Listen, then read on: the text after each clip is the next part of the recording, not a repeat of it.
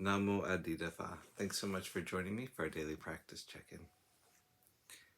Listen, listen, listen. This wonderful sound calls us back to our true home.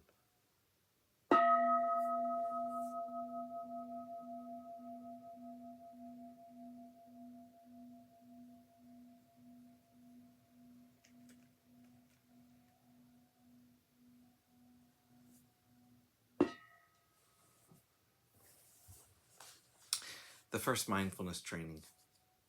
Aware of the suffering caused by the destruction of life, I vow to cultivate compassion and learn ways to protect the lives of people, animals, plants, and minerals. I'm determined not to kill, not to let others kill, and not to condone any act of killing in the world, in my thinking, or in my way of life.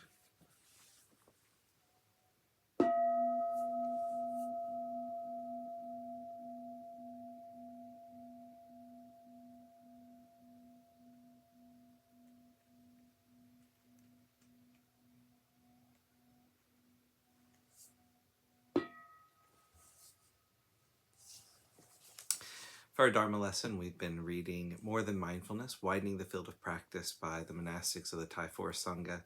We're continuing in a talk by Ajahn Amaro called When the Last Breath Comes.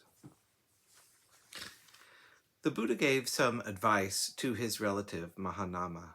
Mahanama was the ruler of the Sakyans, and he was sometimes called to the bedside of people who were dying. He asked the Buddha, "Sometimes, when I am called to the deathbed of people, I'm asked to give advice. What should I say to them?"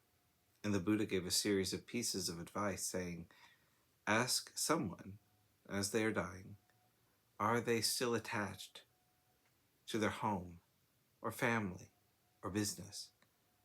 If they are, encourage them to let go of that anxiety about home, family, business.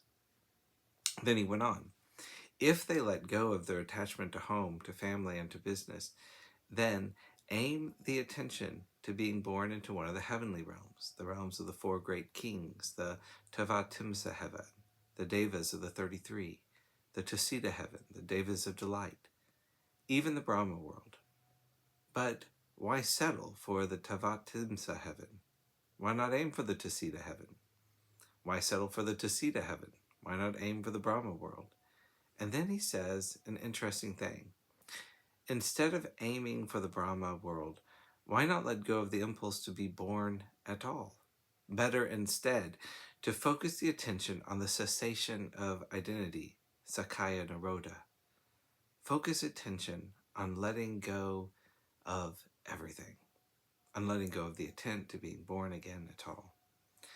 The Buddha makes a comment that if someone lets go of everything in that way, if they fix their mind on that cessation of identity, then there is no difference in the mind of that person as they die between their state of liberation and that of a monk who has been an arahant for 100 years.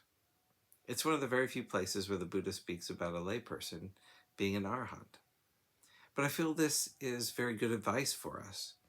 We have the Katina Day, a festival day, which is a joyful time, and I don't expect any of us are going to die today, but just in case we do, because none of us know what the future holds, I would encourage us to take these 4 recollections to heart.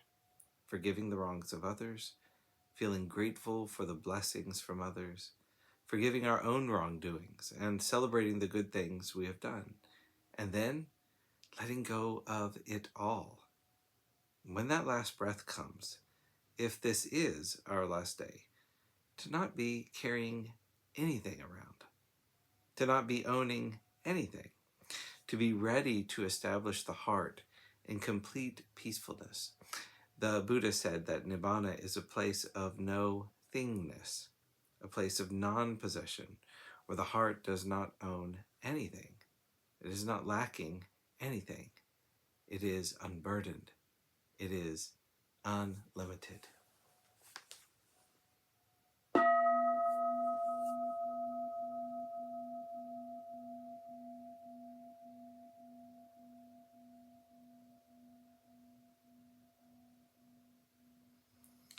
May all beings be well. May all beings be happy. May all beings be at peace. Namo Adida Phat.